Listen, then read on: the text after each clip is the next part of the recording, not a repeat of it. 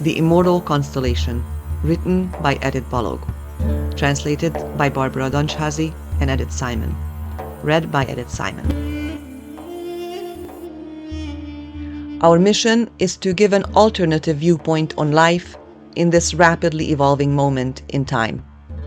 We feel there are many out there who have been waiting for such a message, which is why we poured our time, energy, and love into this project's manifestation, to aid humanity as well as ourselves in this transformation, to land together in a new, better reality, bathed in the sea of love and eternal unity.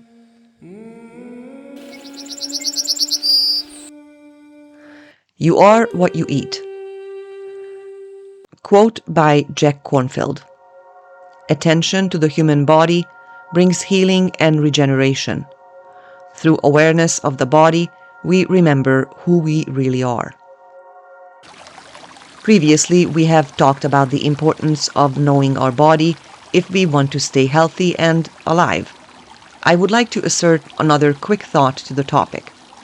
Most of us are familiar with this phrase, "you are what you eat." Like all cliches, they tend to lose their wisdom and strength out of over-familiarity.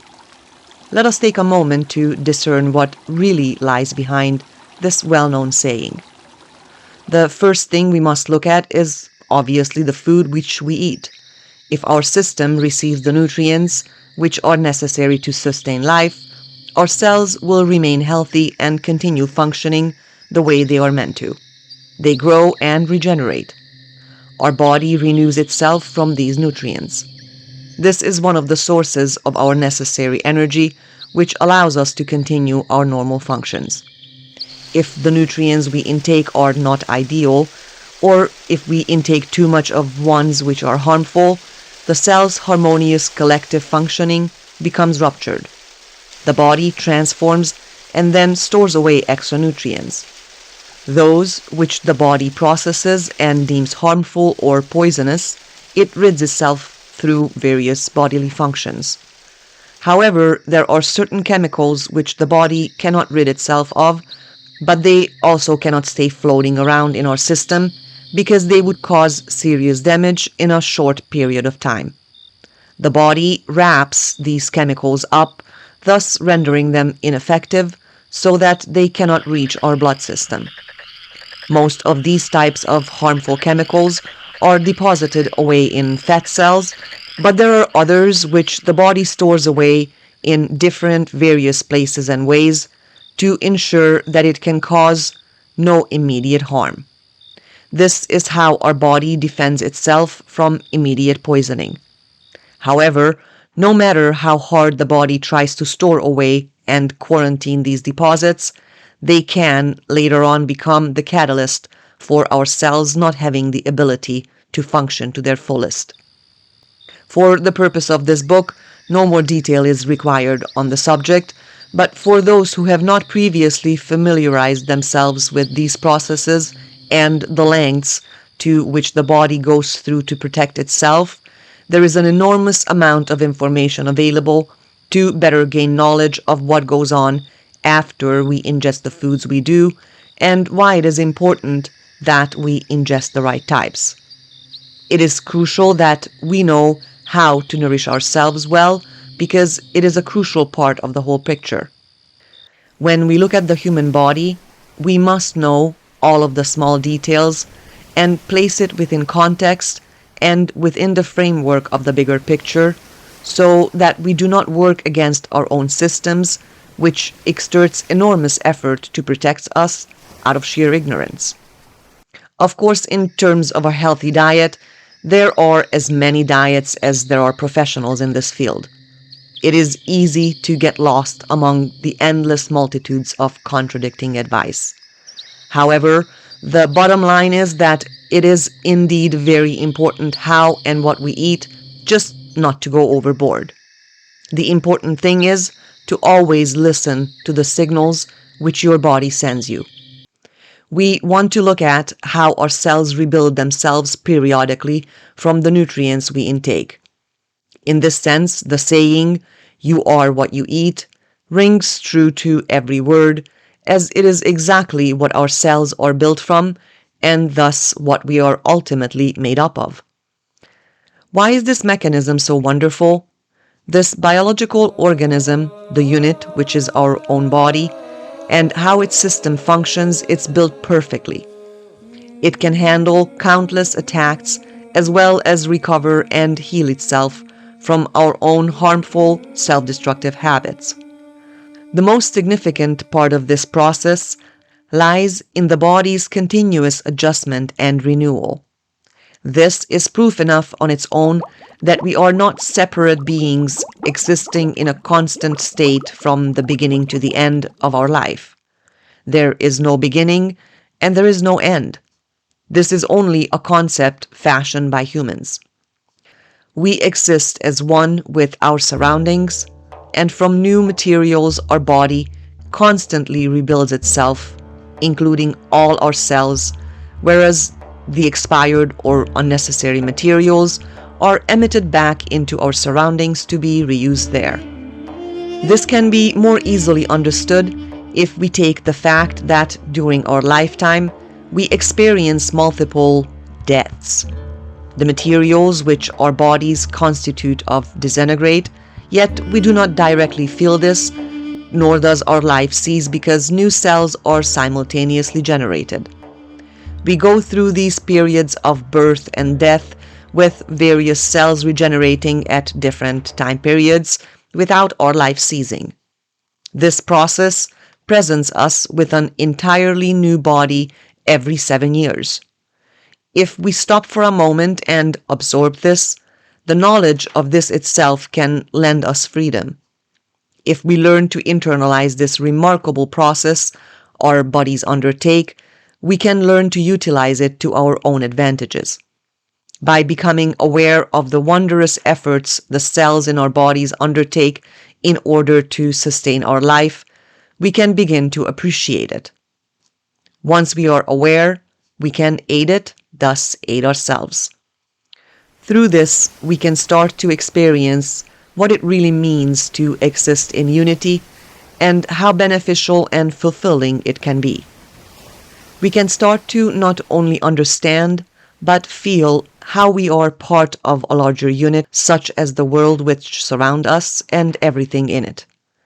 If we can experience this unity, then we are experiencing the constant transformation of energy. By both comprehending and appreciating this, we can leave behind the waves of ignorance and arrive at the shoreline of knowledge, with which comes the assurance that we are safe. This mechanism continues on whether we are aware of it or not. We ourselves are the energy which manifests itself in countless various forms. We are not locked into an interdependent body which remains in a fixed state with an expiry date just because nothing lasts forever in the same shape and form. All forms which constitutes as units experience changes in relation to the influences of their surroundings. Nothing can be an exception to this rule. Nothing can hinder the continual transformation affecting both energy and life. Our body passes through this process while we are alive in a human sense, thus we can become both consciously aware of it and experience it. This is crucial. The conscious mind, which watches over the experience, is the same who controls the process. To put simply, we are both the scientist and the subject in the universe's experiment. A quote from Francis Moore Lapay. Nature has an incredible capacity for regeneration and growth, but we can't experience it if we stay fearful and focus on lack. The importance of movement. From the teachings of Buddha, to keep the body in good health is a duty. Otherwise, we shall not be able to keep our mind strong and clear. There are only two directions, life or death. If what is at stake is our life, we have to find the time and energy to learn to live. We are familiar with the idea of death because it is our inheritance.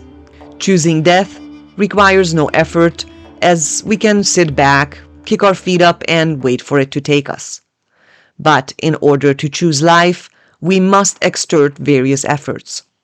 Nothing worth having comes easy, and firstly, we have to get to know it. Until now, we have not had the opportunity to familiarize ourselves with this concept.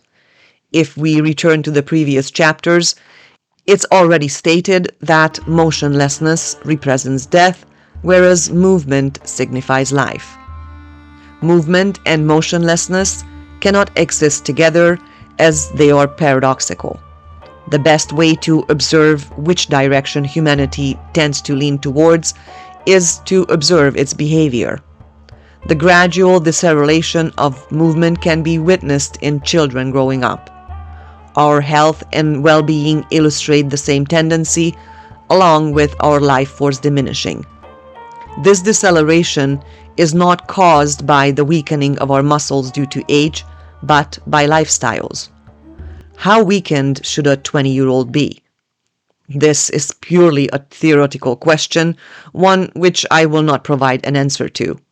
The truth is, people in that age group are at the very height of their potential strength and vivacity, but we witness too many accounts where this potential is squandered.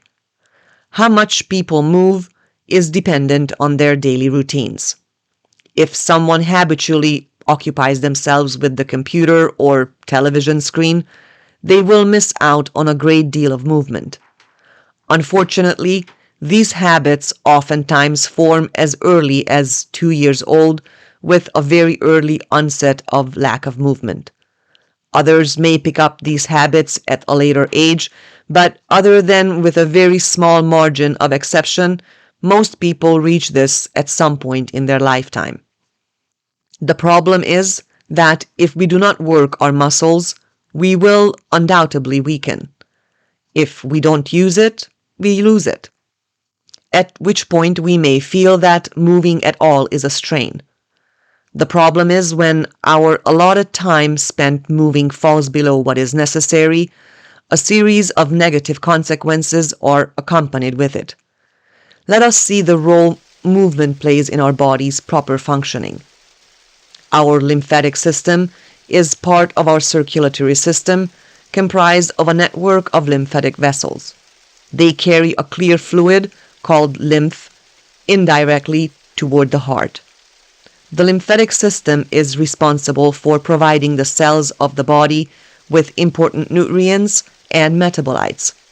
It is also responsible for waste removal, transporting and absorbing fatty acids from the digestive system, and transporting white blood cells among a host of crucial physiological roles.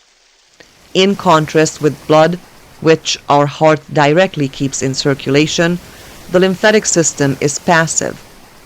This means that the fluids which it circulates are not driven by anything other than movement. The veins in our legs which return blood to the heart are also dependent on this. Formations of blood clots, the cause of embolism, can be a result of a lack of movement. I only mentioned a couple of concrete examples, but there are countless other consequences which can arise when the body experiences a deficiency in movement. We can see that each step we take or do not take, both figuratively and literally, has a consequence, as everything is interdependent. It is necessary for us to see the importance of movement in our daily lives, with understanding that overstraining our bodies also leading to harmful consequences. Keeping a healthy balance and providing our bodies with the necessary amount of movement for its sustainment and perpetuation of its proper functioning is essential. A quote from Jim Rohn: "Take care of your body. It is the only place you have to live in." If you resonate with this message and would like to support our work, please feel free to share it with your community. Please subscribe, share and like this video so the YouTube algorithm will suggest it to others interested in this topic. Thank you.